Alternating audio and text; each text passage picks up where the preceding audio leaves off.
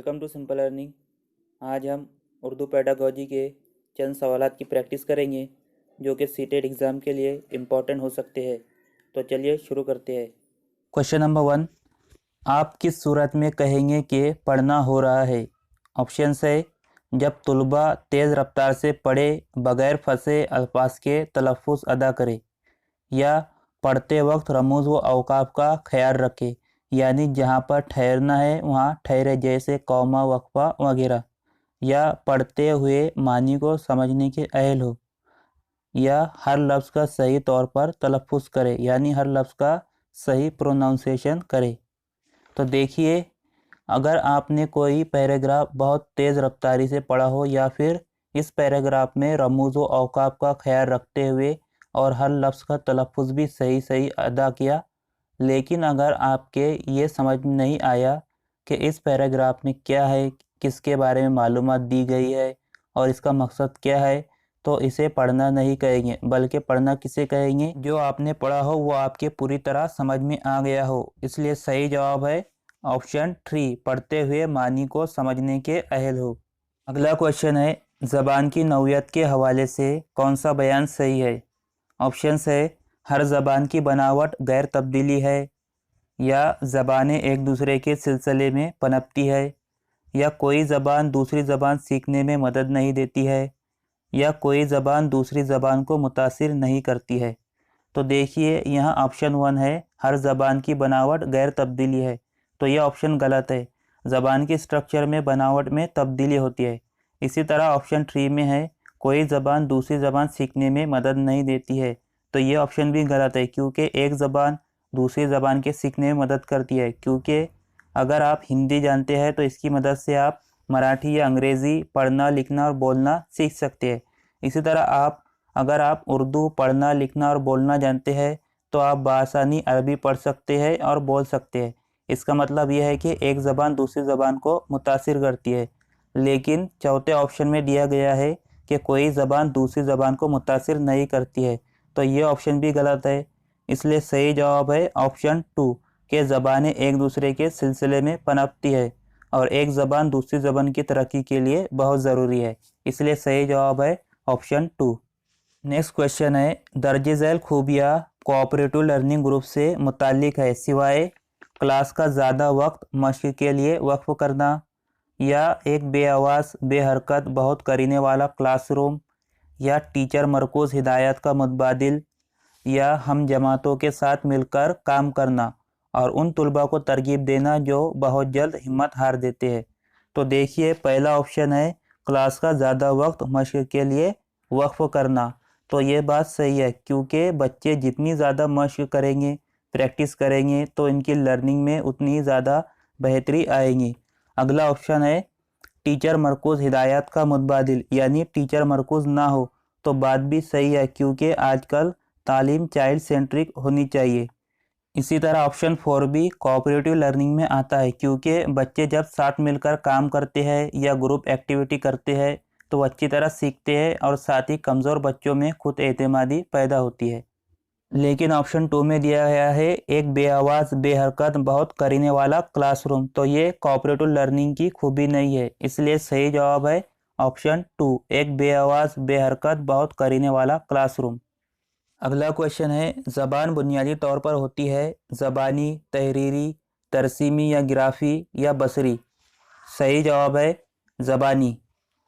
अगला सवाल है, तुलबा की तहरीरी सलाहियतों का अंदाज़ा लगाने के लिए सबसे ज़्यादा बाअसर सरगर्मी कौन सी है?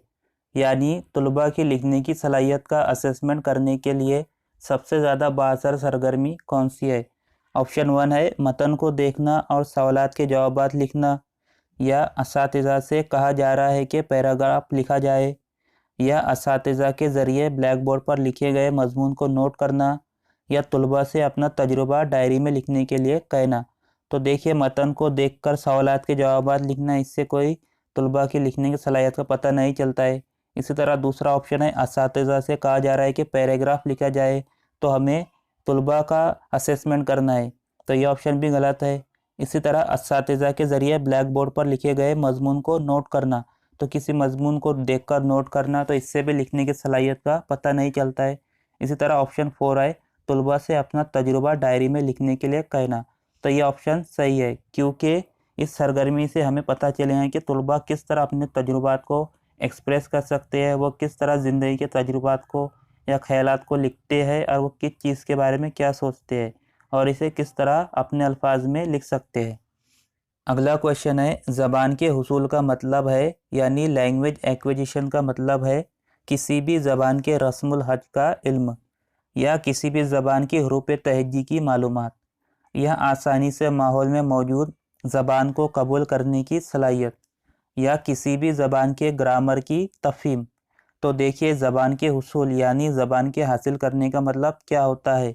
تو وہ ہوتا ہے ماحول میں موجود یعنی اپنے آس پاس جو زبان بولی جا رہی ہے اسے آسانی سے قبول کرنے کی صلاحیت۔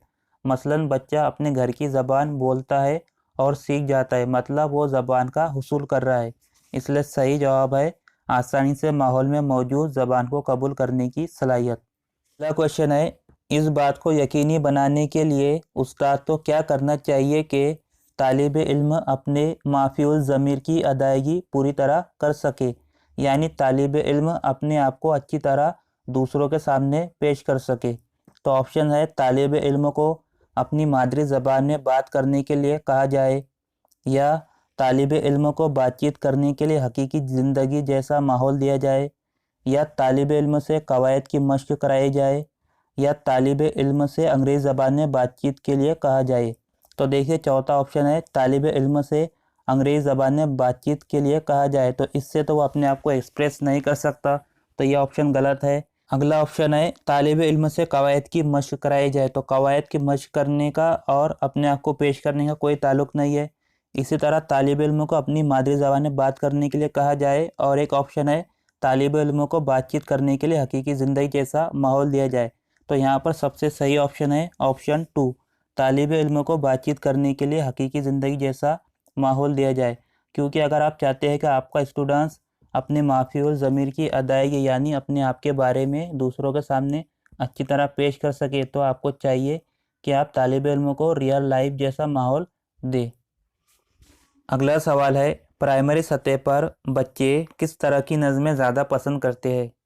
جو سنسنی پیدا کرتی ہے، یا جو زندگی کی حقیقتوں کا تعارف کرواتی ہے، یا جو نئے الفاظ متعارف کرواتی ہے، یا وہ جو کسی بھی قسم کی سیکھ دیتے ہیں؟ تو دیکھیے، پرائمری سطح کا بچہ چھوٹا ہوتا ہے اور اس کا سمجھنے کا دائرہ بھی کم ہوتا ہے، اس لیے کسی بھی قسم کی سیکھ دینے والی نظمیں یا نئے الفاظ سکھانے والی نظمیں اور زندگی کی حقیقت دکھانے والی نظموں میں اسے اتنی دلچسپی نہیں ہوتی ہے، اور نہ ہی وہ اس طرح کی نظمیں زیادہ پسند کرتے ہیں، بلکہ وہ انہیں ایسی نظمیں زیادہ پسند ہوتی ہے جس میں سنسنی ہوتی ہے۔ اس لیے صحیح جواب ہے آپشن 1، جو سنسنی پیدا کرتی ہے۔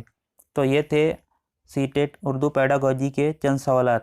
اگر ویڈیو اچھا لگے تو لائک کیجئے، شیئر کیجئے اور چینل کو سبسکرائب کیجئے۔